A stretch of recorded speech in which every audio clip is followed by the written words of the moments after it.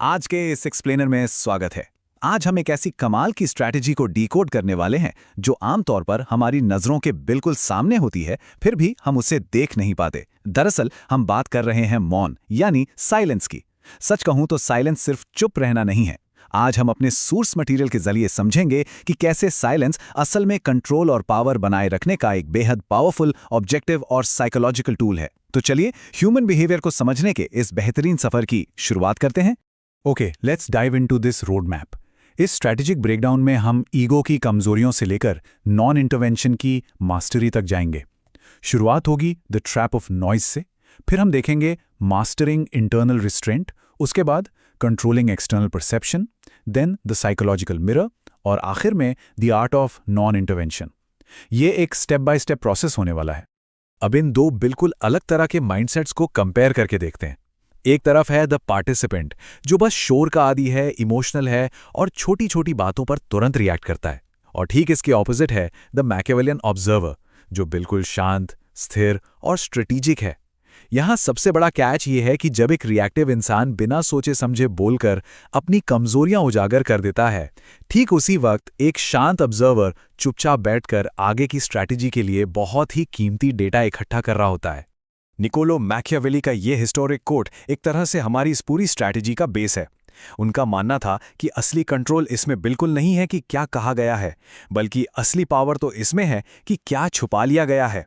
सोचिए जरा, अगर कोई व्यक्ति हमेशा जल्दी रिएक्ट करता है और अपने बारे में सब कुछ बता देता है, तो उसका अगला कदम गेस करना कितना आसान हो जाता है, राइट? और हिस्ट्री भी यही बताती है कि जो व्यक्ति प्रेडिक्टेबल बन जाता है उसे बेहद आसानी से कंट्रोल किया जा सकता है। तो चलिए, section 1, the trap of noise, how words become exposure. देखिए, हम इंसानों की एक अजीब सी आदत होती है। जब भी बातचीत के बीच थोड़ी सी शांति होती है या एक ऑकवर्ड साइलेंस बनता है, तो उस बेचैनी को दूर करने के लिए हम अचानक बिना सोचे समझे कुछ भी बोलना शुरू कर देते हैं। और प्रिसाइजली यही वो ट्रैप है जिससे बचना है। ध्यान देने वाली बात यह है कि जब हमारी आवाज पर हमारा कोई कंट्रोल नहीं होता, तो असल में किस किस तरह के हिडन सिग्नल्स लीक हो जाते हैं। होता क्या है कि लोग अक्सर अपनी इंटरनल टेंशन को कम करने के लिए बोल पड़ते हैं। उनका कोई डेलिब्रेट इरादा नहीं होता, और इस घबराहट में उनकी आवाज का टोन उनके इमोशंस को रिवील कर देता है। उनके बोलने की पेस या स्पीड साफ दिखाती है कि उन पर कितना प्रेशर है, और तो और उनकी फ्रेजिंग से उनके पूरे थॉट पैटर्न का पता चल जाता है। ये सारी छोटी छोटी बातें ना एक इंफॉर्मेशन लीक की तरह काम करती हैं। Let's move to section 2, mastering internal restraint, killing the urge to defend. अब यहां हम उस आंतरिक लड़ाई की बात करेंगे जो किसी के उकसाने पर हमारे अंदर शुरू होती है। इंसान का एक बिल्कुल नेचुरल पर बेहद खतरनाक इंस्टिंक्ट होता है। जब भी हमें लगता है कि कोई हमें गलत समझ रहा है, तो हम तुरंत खुद को डिफेंड करने और अपनी ईगो को बचाने के लिए आगे आ जाते हैं। So the real question is कि ये डिफेंसिवनेस आखिर चीज क्या है? दरअसल ये एक साइकोलॉजिकल रेड फ्लैग है। ये सिग्नल देता है कि सामने वाले के शब्दों ने हमारी इंटरनल स्टेट को सक्सेसफुली बदल दिया है, और अब हमें वैलिडेशन की एक बेचैनी हो रही है। जब कोई जल्दबाजी में खुद को डिफेंड करता है, तो पता है क्या होता है? वो इनडायरेक्टली सामने वाले के अटैक को कामयाब बना देता है और उस कॉन्वर्सेशन का पूरा कंट्रोल उसी ओपोनेंट के हाथ में दे देता है। इस डायनामिक्स को समझना बहुत जरूरी है। जब कोई प्रोवोकेशन यानी उकसाने की कोशिश करता है, तो उसे उम्मीद होती है कि बदले में इमोशन बाहर आएगा। लेकिन यहां हमारा स्ट्रेटेजिक रिस्पॉन्स क्या होना चाहिए? साइलेंस। ठीक उसी तरह जब कोई एक्यूजेशन यानी इल्जाम लगाता है, तो वो समझता है कि हम डिफेंस करेंगे, पर वहां हमारा रिस्पॉन्स होना चाहिए एब्सोल्यूट स्टिलनेस। जब किसी एक्सपेक्टेड इमोशनल रिएक्शन को जीरो कर दिया जाता है ना, तो सामने वाले का पूरा बिहेवियरल पैटर्न टूट जाता है और वो इंस्टिगेटर खुद एक गहरी कंफ्यूजन में पड़ जाता है। आगे बढ़ते हैं सेक्शन 3 की ओर, controlling external perception, the shield of unpredictability. यहां हम ये समझेंगे कि पूरी तरह से अनरीडेबल बने रहने के क्या तगड़े टैक्टिकल फायदे होते हैं। जानबूझकर दूसरों को खुद को अंडर एस्टिमेट करने देना सच में एक बहुत ही मजबूत ढाल की तरह काम करता है। ये एक बेहद सिंपल लेकिन पावरफुल असूल है। Scarcity creates value. जैसे इकोनॉमिक्स में होता है ना कि जिस चीज की कमी होती है उसकी वैल्यू उतनी ही ज्यादा बढ़ जाती है। शब्दों के साथ भी बिल्कुल यही फॉर्मूला अप्लाई होता है। जब कोई इंसान अपने शब्द बहुत कम और सोच समझकर इस्तेमाल करता है, तो उसके शब्दों की अहमियत और उनका इम्पैक्ट ऑटोमैटिकली कई गुना ज्यादा बढ़ जाता है। अब इस इमोशनल इम्बैलेंस के इम्पैक्ट को देखिए। जब कोई उकसाने की कोशिश करे और उसे बदले में एक डिलेड रिस्पॉन्स मिले या फिर बस एब्सोल्यूट साइलेंस मिले, तो सोचिए उसे कितनी डिस्कम्फर्ट और अनसर्टेनिटी महसूस होगी।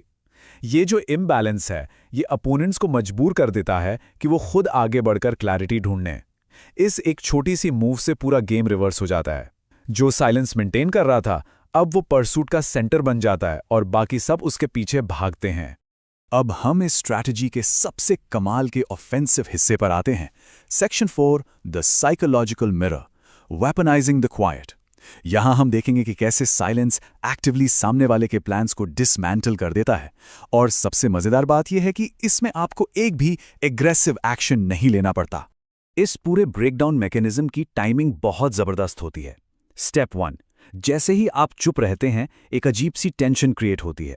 स्टेप 2, ओपोनेंट इससे बहुत अनसेटल्ड महसूस करता है।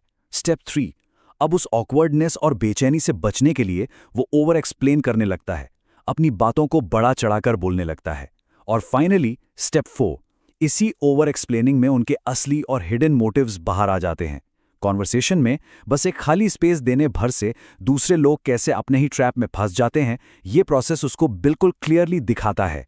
ये लाइन हमारे सोर्स मटेरियल के कोर माइंडसेट को बिल्कुल परफेक्टली डिफाइन करती है।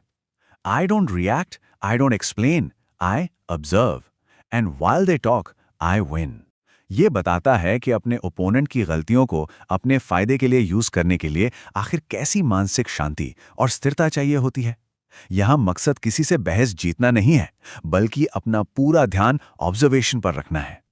और अब हम इस एक्सप्लेनर के आखिरी हिस्से पर पहुंच गए हैं। Section 5, the art of non intervention, watching the chaos unfold. ये हमारी इस पूरी जर्नी का अल्टीमेट रियलाइजेशन है। ये इस बात का सबूत है कि सबसे गहरी और सबसे लंबे समय तक टिकने वाली पावर अक्सर पूरी तरह से पैसिव होती है। पता है सबसे हैरान करने वाली बात क्या है? ये कैटलिस्ट ऑफ सेल्फ डिस्ट्रक्शन।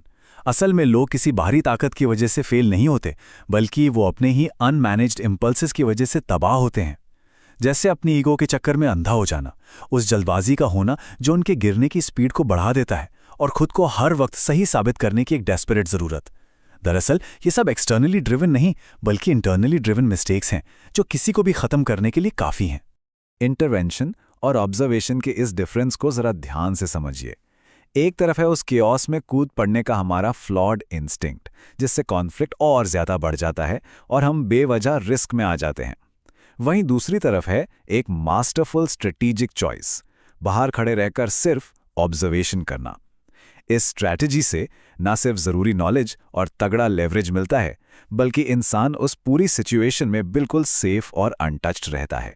तो इस एक्सप्लेनर को हम एक बेहद ज़रूरी और थॉट प्रोवोकिंग सवाल के साथ यहीं ख़त्म करेंगे। एक ऐसी दुनिया में जहां हर कोई सिर्फ सुने जाने के लिए चीख रहा है और शोर मचा रहा है, वहां उस शोर का हिस्सा बनने के बजाय सिर्फ उसे शांति से ऑब्जर्व करने से आखिर कौन से अल्टीमेट एडवांटेजेस अनलॉक किए जा सकते हैं? ये सवाल सच में हमारे रोजमर्रा के इंटरैक्शंस और पावर के उस अदृश्य रूप को देखने का हमारा पूरा नजरिया बदल सकता है। आज के इस एक्सप्लेनर में जुड़ने के लिए बहुत शुक्रिया।